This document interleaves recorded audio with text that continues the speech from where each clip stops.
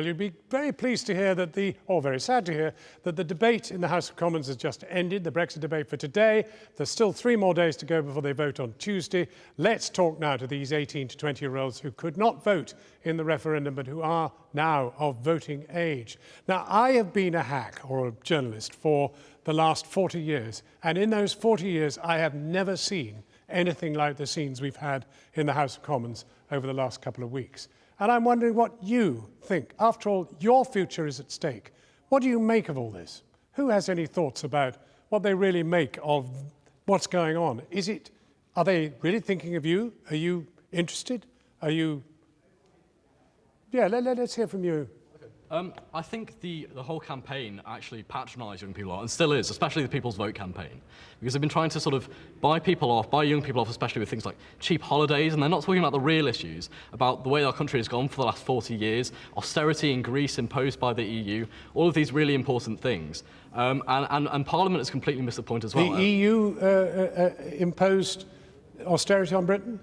No, on Greece, but the EU's locked us into a neoliberal straitjacket. I thought you were implying that Britain had had its austerity imposed by the... No, but it locks us into a neoliberal economic model. And if we want to make real change in Britain, which is what is needed after what we've seen, the complete rejection of the status quo that was the Brexit vote, we need to leave.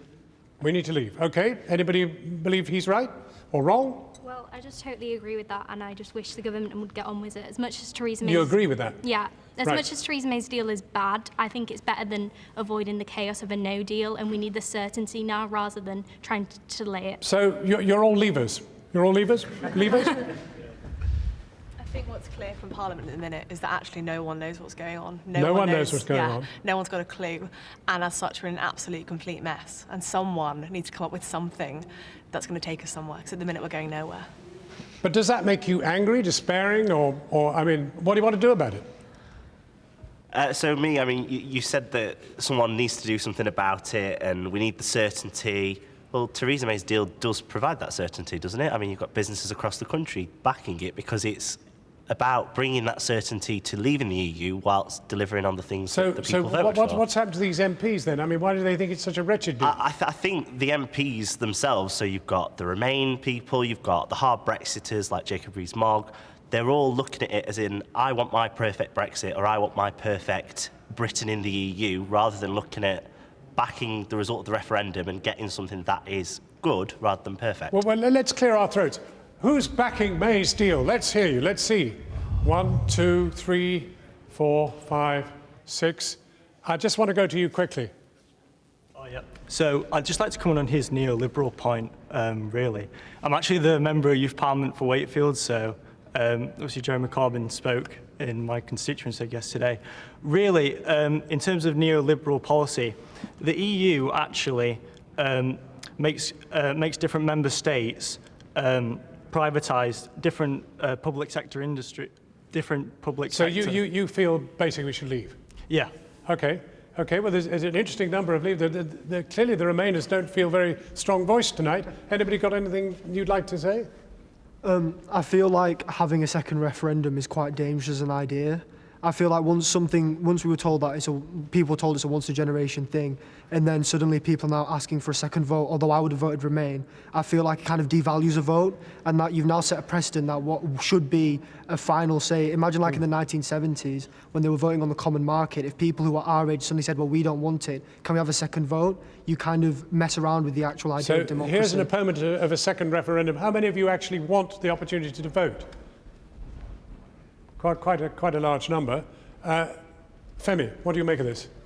Well, right now we have a deal that goes against everything people voted for when they voted for Brexit. The main narrative of the Brexit vote was take back control. Now, you're an activist, so who do you represent? I represent a group called Our Future, Our Choice, which is a youth movement for a vote on the deal, given that young people voted overwhelmingly to stay in the EU, 75% of 18 to 24-year-olds. All 4 here are political activists, and we've got them here to chime off these, to find out what they make of things. You're a parliamentary candidate, Diana, for the Conservatives. Yes. What do you make of it? Are you backing the Theresa deal?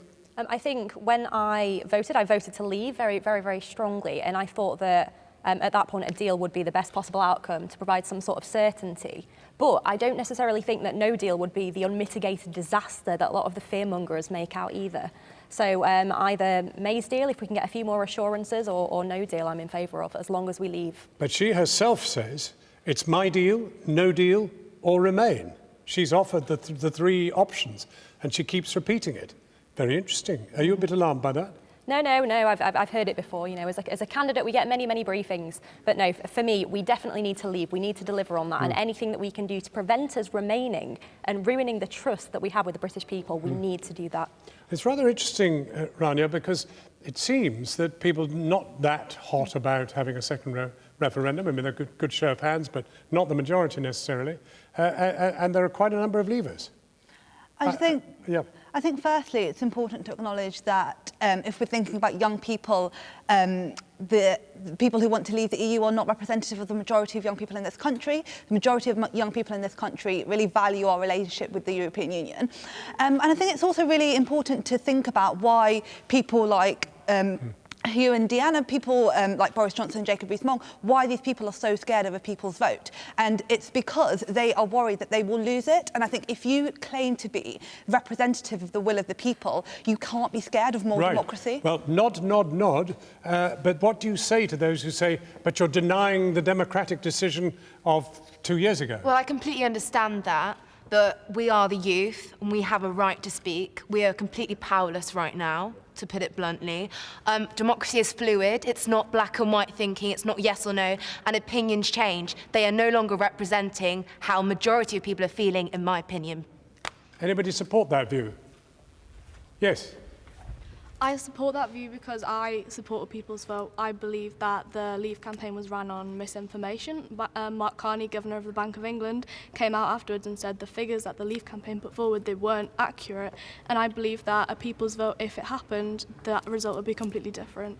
I mean, to what extent are any of you upset at all about the abuse and the kind of, you know, the way things have become very divisive? You know, are we one country any longer, or are we split down the middle by Brexit? I mean, who's upset about this? Anybody mind, or are you quite happy to have a rather sort of nasty atmosphere in the air? I think the political climate when the referendum was taking place was one of fear. Like in 2016, there were a lot of events going on in the world. We had Trump and we had Brexit. There was a whole fear of like the other that was going on at the time. And I think because the political atmosphere has changed, it's like that's why when we look back and we reflect, we don't feel there was a good decision. Like I don't think it was a good decision to have the referendum at all.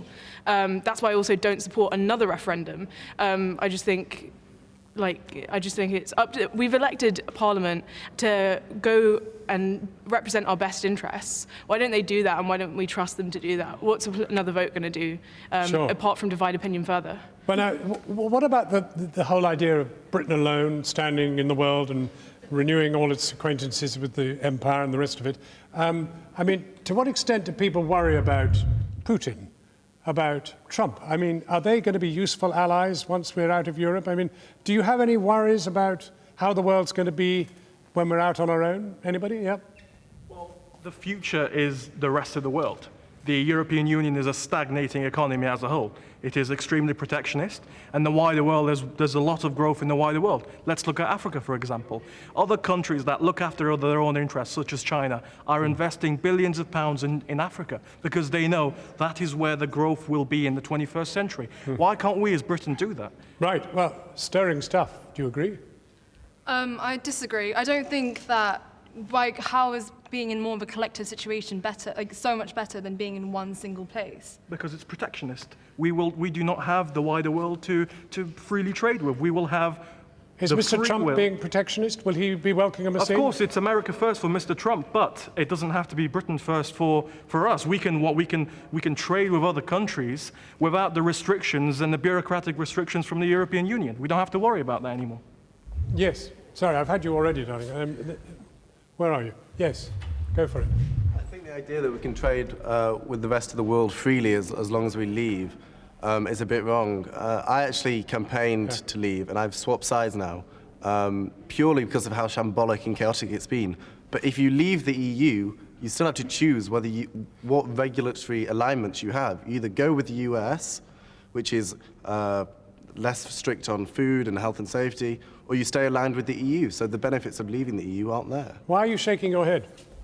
I'm shaking my head mainly because if you look at EU trading negotiations, you look at TTIP that they were negotiating, for example, the EU was actually encouraging privatisation of industry, as I said before, because in that trade deal, it allowed the US to bid for NHS contracts once they were more privatised. So. Well, Yeah, so in the TTIP negotiations between the EU and the US, there is a joint statement which says that nothing can happen which can damage our ability to nationalise and renationalise healthcare, so the NHS is protected. Now compare that with what's happening with Donald Trump. His health secretary has said explicitly that they plan to use post-Brexit UK-US trade negotiations to make the NHS pay more for drugs. Our NHS is significantly more vulnerable outside of the EU than it is inside of the EU. Well, Hugh, you're exactly the man for this. Hugh Bennett from Guido. Well, no, I mean, I don't buy this at all. Look, the point is, after we're outside the EU, we can make these decisions ourselves. We don't have to get forced into a trade deal that we don't want. In the EU, there's 28 other countries. You have we have a tiny little voice in that 28 countries. If the EU wants the deal, it will go through. As our own country, we actually have. Which trade deal have we been forced into? The whole point is we have that veto, we have that power. In a trade negotiation with America, we have the ability to protect our NHS. Whereas if we leave the EU, we are exactly. It's up to us to sign the deal. Let's hold it there for a moment. Earlier we debated Theresa May's deal, but what of the leader of the opposition, Jeremy Corbyn? I managed to ask him a question earlier today in nearby Wakefield. Channel 4 News have gathered a large number of young people tonight who were too young to vote at the referendum, but are now old enough to vote. Latest polling suggests that 2/3 of them want a second referendum. 87% of them want to remain. Have you forgotten young people? I am very well aware of the views of young people across this country on wanting an education system that is free and accessible to them, that they want to have a guarantee of good quality training, apprenticeships and jobs, and that is what a Labour government with its investment strategy would deliver. I fully understand their wishes and their support for Remain, and indeed their wishes for a referendum to bring that about. I also understand those communities that voted against. The whole point of the speech I made today is that you can bring communities together on a policy of social justice, on a policy of investment, on a policy of bringing this country together. This government has failed to do that. OK, so who's disappointed in Jeremy Corbyn? Not from the Leave side. Let's try a Remainer. Yes. I'm incredibly disappointed. I just think that at a time when he's calling for an election, that's not what's needed at the moment. Clearly, Parliament is in a stalemate. There's some problems going on within Parliament. It's all a bit of a mess. But I don't think that's the answer. It seems like he's just out for himself now to try and get himself into 10 Downing Street rather than caring about the electorate. Go for it. Well, as a Labour supporter, but also a Brexiteer, I'm quite disappointed in Jeremy because it seems he's playing politics with this issue, going for a general election when really he should be supporting the Prime Minister's efforts to leave Europe with a proper deal that honours the referendum but protects our economy. So I think he should really just back the deal, get on with it, and let's leave like the people voted for. Or he should give us a vote that we didn't get to start with. Yeah, he shouldn't focus on policies, but what about 2 million of us who haven't got our first vote? But surely, Jeremy Corbyn and the Labour Party's position is a jobs-first Brexit. If the businesses around the country are backing this deal because it's going to safeguard jobs, surely he should be backing it. 4,500 jobs were axed today. We've seen it on the news. Due They're to not the threat backing of no it. deal. There's no security. Not because of the deal, the threat of no deal. Nobody wants a no deal. No deal is good for nobody. This is why we should have a people's vote. People should be allowed to have their say of what we want. Can I just say, if Parliament... Yes.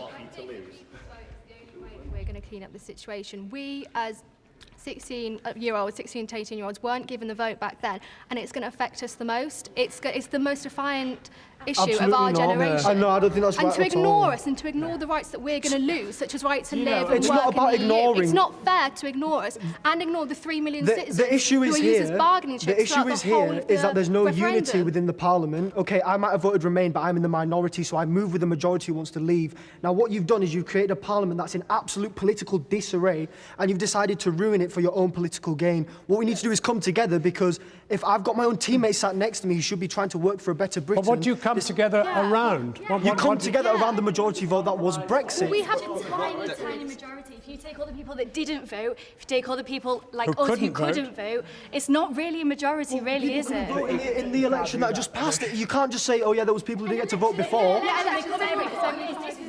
Right. It shouldn't be. Hugh. Yeah, no, I'm sorry. This whole idea that because some people couldn't vote in a vote, you have to have another one. Look, whenever you hold a vote, there's going to be someone whose 18th birthday is the next day. There's always going to be someone who can't vote. Yeah, it's just a joke. It's a complete joke. It's just people who don't like the first one. Every 5 years, a referendum doesn't, and we saw that with Scotland. They included. So let's have a referendum every day. Let's have a referendum every day to make sure that no one misses out. Referendum happened in the 1970s with the common market, and people didn't get to vote because they weren't of age. Why weren't they out there campaigning? That was a huge... They should have been out there campaigning to get them. So all those people then, should they suddenly be able to get a vote like the year after and the year after that? Deanne.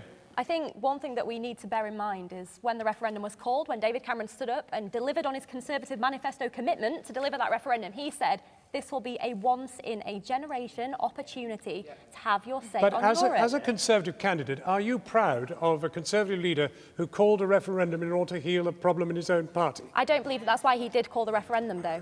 I believe there were serious, serious concerns around the country. No, and honestly, I campaigned on that manifesto in 2015 because I believe we should have a say. It had been, 30 or 40 years since we'd had a say, and now we've had one. Yeah. Just to touch on that point, when I was out campaigning on doorsteps around that time, it was the EU was coming up all the time. So I think it was only right that we called a referendum around that. Absolutely. But in terms of what we should come together around, I think the deal represents the best thing to get behind together. It represents a sensible compromise between both Leave and Remain. You had a point you wanted to make. It's back to the Conservative thing. I think actually David Cameron's only holding a referendum in order to satisfy the egos within the Tory party. That is why a referendum was held, not due to the national state or anything like that. Can I just add? If Parliament is in such a stalemate and in disarray, where we cannot agree together on one single thing, then surely Jeremy Corbyn is right. We need a general election so that the Labour Party can form a majority. I support Brexit, and I'm a Labour member. Yes, you've been trying to get in. Yeah, I feel quite strongly that there should never have been a vote in the first place, and it can be argued that that vote in itself was undemocratic. The EU is a very complex institution, and the amount of misinformation that was spread on the issue made everyone that much more vulnerable to those lies, and the government needs to be held accountable. There's a representative democracy which elects people to make hard decisions about very difficult issues, needs to resort to a people's vote in order to find out what they think. And there were Surely so many... if they can't agree, the best thing is just to go back to square one and forget it. Who would like to forget Brexit? Not very many. Okay. You all want to fight. The solution to an undemocratic process is not denying votes. Like, we should not deny people their votes. I want to come back to this idea of unity. There doesn't seem to be any sort of Brexit that unites people. Deanna and Hugh, you support the deal, you don't support the deal. Brexiteers just don't themselves know what Brexit means. So I don't think we can expect them to come up with a solution for our country. And I think coming back to something that was mentioned earlier about the divides in the country in general, and the rise of the far right in particular, I think it's become a massive issue, and a lot of people are saying that we shouldn't have a people's vote because of that, but I just think that the only way we've beaten fascists ever in this country, the only way we will ever beat fascists, is by taking it back to them and standing up for our values and being proud of our values, and we need more democracy, not less. That's the only way to solve this divide and this mess that our country's now in. You're not saying 17.4 million people are fascists? Let's hear you. No, I'm not. I'm saying the far right. The only way to beat the far right is to go back and be proud of our values. I would have voted Remain, and I don't believe that you can call everyone who voted Leave I'm not, though. far right, and I don't believe that we can pander to the far right by saying, oh, well, if we did hold a people's vote, then I think not holding a people's vote would be exactly pandering to the far right, because we need to be standing up to them, making the case for our values. I don't care what the far right voted for. I want to make the case. Can we just lay out where we are? You're shaking your head. Say something. What is it? What's the problem? Why are you shaking your head? I mean, no good shaking your head and not saying yeah, anything. as leavers in this country, we are being marginalised. For example, the yellow jacket protests at the moment, all they are just Tommy Robinson, EDL, all that sort of far-right protest for Brexit. Moderate Brexit voters in this country are absolutely being nowhere. 17.4 million people voted for Brexit. This Tommy Robinson yellow jacket protest standing outside of Greg's. On this, I would completely agree, because when our future tours the country, we see reasonable Brexit voters around the country, nothing to do with the Tommy Robinson lot. Now, what they wanted was more control over their country, a better NHS, and to be better off. This deal means we have less control over our country because they give up our dominant position in setting the rules of the EU, but are bound by those rules anyway. It trashes the NHS, which is what the entire medical community is saying it will do, which is the British Medical Association, the Royal College of Nurses, the Royal College of GPs, the Royal College of Midwives. Now, if we voted to reject our current relationship with the EU, the government just negotiated a new relationship with the EU. It is only logical and democratic that people be given the choice between the two, especially given that most people who voted for Brexit to take back control do not want a Brexit that means we have less control. That is simply logical. Hugh? Look, I mean, this issue has happened because we've had someone completely inept negotiating in the negotiations. And you know, the biggest problem has been that from day one, after the referendum, the people who are on the losing side, who all said they'd accept it, have refused to accept it. MPs voted by 6-1 to give the decision to the people, but because the first time in a generation, they got the answer that the chattering glasses didn't like. They've been doing everything they can to make it as difficult as possible. Hands up who knows what Brexit means. Very low number. That's a good note to end on. That's it from us here in Leeds Beckett University and our audience of young people who are clearly no more agreed on the Brexit issue than voters were 2.5 years ago. We're back tomorrow, 7 o'clock. Good evening from Leeds.